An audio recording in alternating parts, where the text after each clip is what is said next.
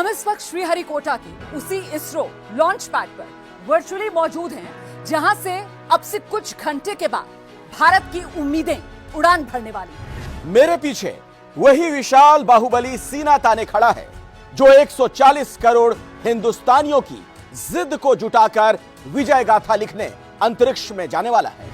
और हम इस वक्त रॉकेट के उस हिस्से के पास मौजूद हैं, जहां हिंद का मस्तक ऊंचा करने वाला चंद्रयान फिट है। इस मिशन का पहला टारगेट है चंद्रमा के दक्षिणी ध्रुव पर लैंडर की सॉफ्ट लैंडिंग। दूसरा टारगेट है रोवर का चंद्रमा की सतह पर चहलकदमी करना।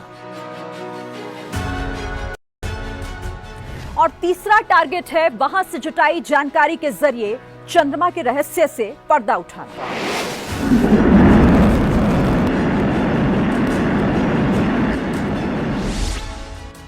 लेकिन ये लक्ष्य पूरा होगा इस विशाल रॉकेट के सफल अंतरिक्ष यात्रा के साथ। बाहुबली LVM-3 रॉकेट चंद्रयान को अंतरिक्ष तक कैसे पहुंचाएगा, इसे हम दिखाते हैं इस खास प्लेटफॉर्म जिस पर मैं मौजूद हूं। यहां से आप रॉकेट के हर हिस्से को बेहद करीब से देख पाएंगे। इस रॉकेट के पेलोड, फेयरिंग सहित 4 हिस्से हैं। पहले हिस्से में ये 2 ठोस जो आपको नजर आ रहे हैं रॉकेट बूस्टर्स S-200, इसमें 205 टन ठोस रॉकेट ईंधन भरा है। इसके ईंधन ने इग्निशन के बाद इसकी गति को कंट्रोल नहीं किया जा सकेगा। जैसे दिवाली का पटाखा होता है ना, मतलब एक बार आग लगा दी तो फिर उड़े गए, बहुत कुछ वैसा ही।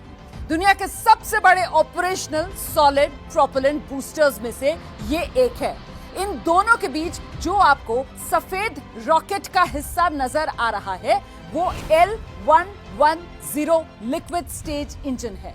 इसमें 115 टन लिक्विड रॉकेट ईंधन भरा हुआ है। जब करीब 41 किलोमीटर हवा में रॉकेट जा चुका होगा और बूस्टर का ईंधन खत्म होगा, तब लिक्विड इंजन अपना काम करना शुरू कर देगा।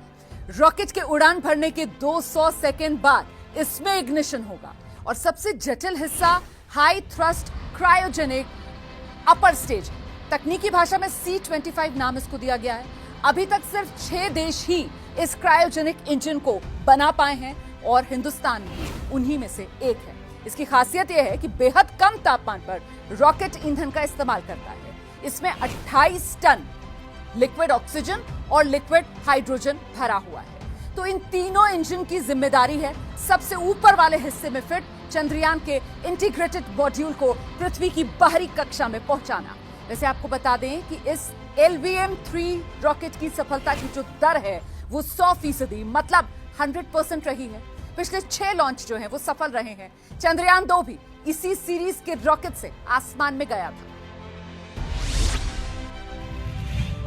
रॉकेट के 3 हिस्से जिस चंद्रयान को ले जाने के लिए जुटे हैं वो यहां पर लगा है, यानी सबसे ऊपरी हिस्से में, और इसी में है चंद्रयान का इंटीग्रेटेड मॉड्यूल।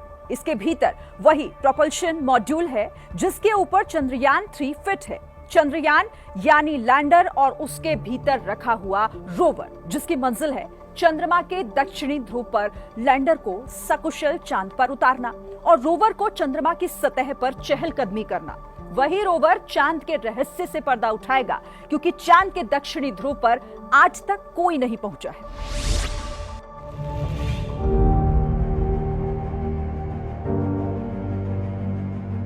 अब रॉकेट कैसे चंद्रयान को पृथ्वी की बाहरी कक्षा में पहुंचाएगा, वो हम इसके रूट के जरिए समझाते हैं। ये जो मेरे पीछे आप लॉन्च व्हीकल्स देख रहे हैं, दोनों S-200 बूस्टर के एक साथ इग्निशन के बाद उड़ान भरेगा। उस वक्त रॉकेट की रफ्तार होगी 1627 किलोमीटर प्रति घंटे। इसके बाद L110 liquid stage engine start होगा।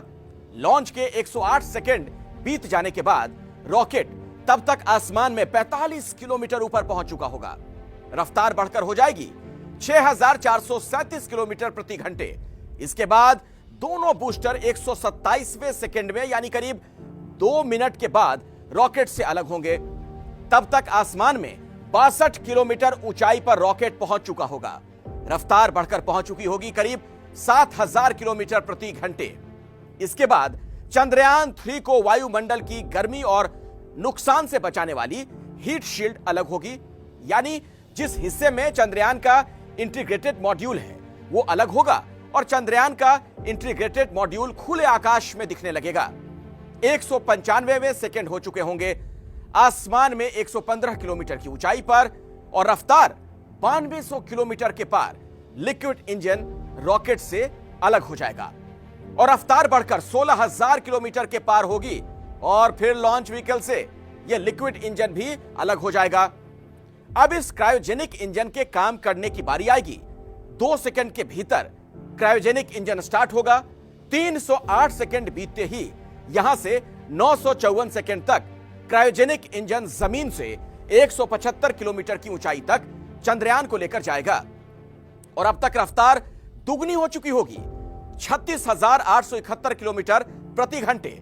तब यह इंजन बंद होगा और उड़ान के 969वें सेकंड पर लॉन्च व्हीकल चंद्रयान के इंटीग्रेटेड मॉड्यूल को जमीन से 179 किलोमीटर ऊपर GTO यानी जियो सिंक्रोनस ट्रांसफर ऑर्बिट में स्थापित कर देगा।